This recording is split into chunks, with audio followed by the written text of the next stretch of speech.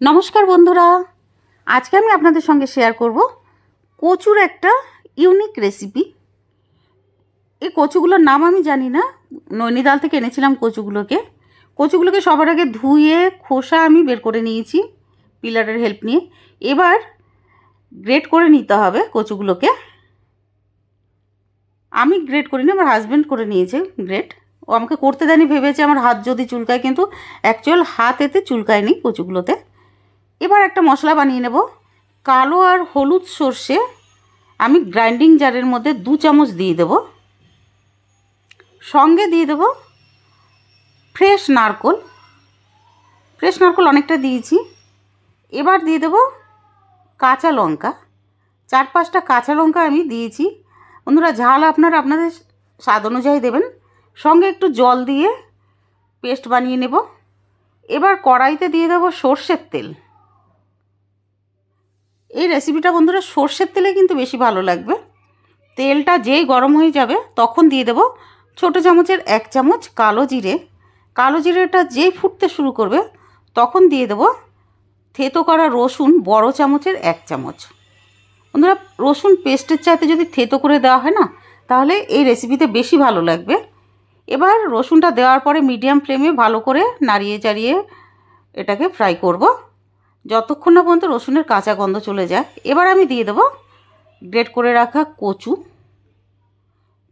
কচুগুলোকে দেওয়ার পরে উপর থেকে নিচে ভালো মতন উল্টে পাল্টে মিডিয়াম ফ্লেমে ফ্রাই করব। 5 মিনিট মতো আমি ফ্রাই করে নিয়েছি মিডিয়াম ফ্লেমে। এবার দিয়ে দেব স্বাদ মতন নুন, আর সঙ্গে ছোটো চামচে 1/2 চামচ হলদি পাউডার আর 1 চামচ কাশ্মীরি রেড চিলি পাউডার দেওয়ার পরে এবার মিডিয়াম ফ্লেমে আবারও 3 থেকে 4 মিনিট আমি নেড়ে নেব। এবার লিডটা লাগিয়ে দেব। লিডটা আমি লো ফ্লেমে লাগাবো 5 মিনিটের জন্য।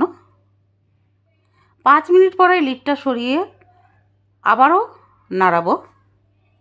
আবারও 3 থেকে 4 মিনিট আমি মিডিয়াম ফ্লেমে আবারও নাড়িয়ে নেব। বারে বারে নাড়াতে হবে যাতে নিচ থেকে লেগে না যায়। এবার দিয়ে দেব পেস্ট করে রাখা সর্ষে নারকোলের পেস্ট।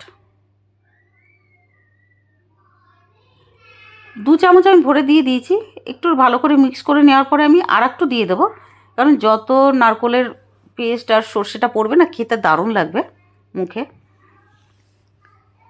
এবার আরও দিয়ে দিয়েছি 1 চামচ। দেওয়ার পরে মিডিয়াম ফ্লেমে 5 থেকে 6 মিনিট আমি এটাকে ফ্রাই করব। বারে বারে নাড়বো বন্ধুরা, নিচে লেগে যাচ্ছে। এবার দিয়ে দেবো 1 চামচ পাউডার গুড়। বন্ধুরা, আপনারা পাউডার গুড়ের পরিবর্তে চিনিও দিতে পারেন। একটু মিষ্টি মিষ্টি হবে, খেতে দারুণ লাগবে। একটু নাড়ার পরে আমি দিয়ে দিয়েছি লেবুর রস, 2 চামচ 2 টেবিল স্পুন লেবুর রস দিয়ে দিয়েছি।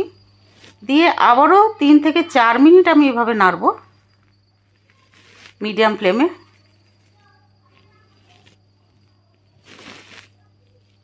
এবার উপর থেকে একটু সর্ষের তেল যদি স্প্রে করে দেওয়া হয় তাহলে দারুণ লাগবে বন্ধুরা। এবার নাড়ার পরে 3 থেকে 4 মিনিট নাড়ার পরে আমি একটা প্লেটে শিফট করে নেব। হয়ে গেছে আমাদের দারুণ তৈরি কচুর এই রেসিপিটা। এটার নামটা আমি জানি না বন্ধুরা, এটাকে ভর্তা বলে না কচু বাটা বলে, আপনারা অবশ্যই জানাবেন লিখে। এই রেসিপিটা ভালো লাগলে প্লিজ লাইক করে দেবেন, সাবস্ক্রাইব করে দেবেন। এটা গরম গরম ভাতের সঙ্গে বন্ধুরা কিন্তু দারুণ লাগবে। পুরো ভিডিও দেখার জন্য অনেক অনেক ধন্যবাদ।